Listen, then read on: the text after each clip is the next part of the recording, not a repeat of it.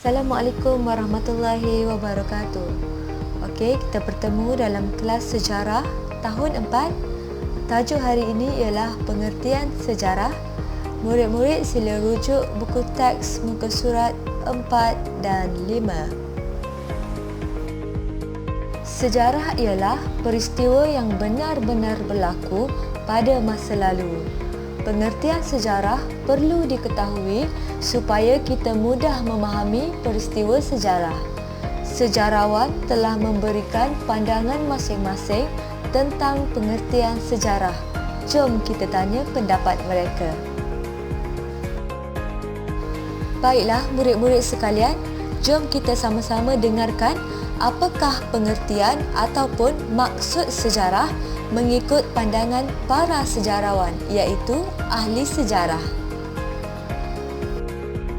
Hai, saya ialah Herodotus.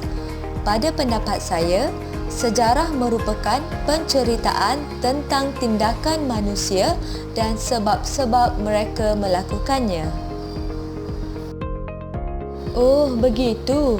Maksudnya, Encik Herodotus berpendapat bahawa sejarah berlaku apabila manusia membuat sesuatu tindakan ataupun perkara atas sebab-sebab tertentu. Contohnya, pada suatu masa dahulu, Jepun datang ke tanah Melayu untuk menjajah dan mendapatkan hasil bumi di sini. Apa pula pendapat sejarawan yang seterusnya?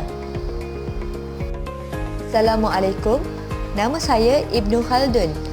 Pendapat saya, sejarah membicarakan peradaban manusia dan perubahan yang berlaku. Baiklah, terima kasih. Peradaban bermaksud kemajuan sosial dan kebudayaan sesuatu bangsa. Jadi, Ibnu Khaldun mengatakan bahawa sejarah merupakan perubahan manusia dari segi sosial seperti pergaulan, pakaian, cara hidup, adat dan amalan harian. Baiklah, silakan sejarawan yang seterusnya.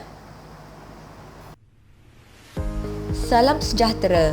Nama saya Ihesh Kar.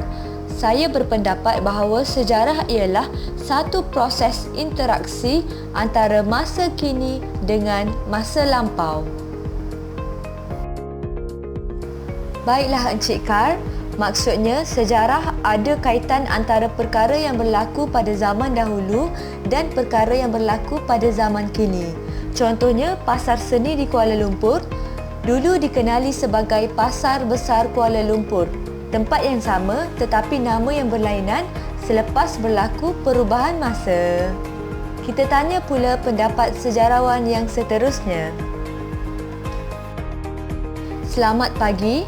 Saya ialah Profesor Emeritus Tan Sri Dr. Hu Kai Kim. Pada pendapat saya, sejarah merujuk peristiwa yang pernah atau sudah berlaku. Terima kasih Prof.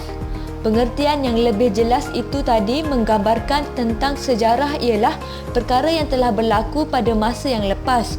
Contohnya, peristiwa kemerdekaan negara kita pada suatu masa lalu, iaitu pada 31 Ogos 1957. Baiklah, apa kata kita tanyakan pendapat sejarawan yang terakhir. Assalamualaikum. Saya Dr. Muhammad Yusuf bin Ibrahim. Bagi saya, sejarah merupakan catatan atau rekod sesuatu peristiwa yang berlaku pada masa lalu. Terima kasih doktor atas pendapat itu tadi.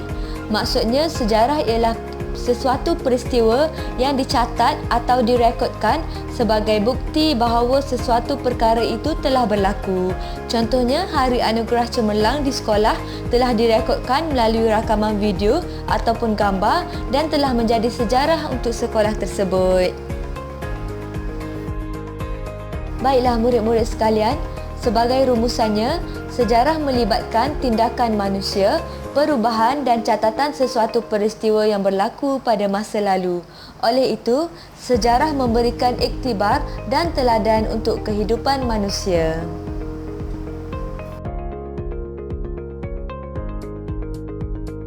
Setakat ini sahaja kelas sejarah kita untuk hari ini.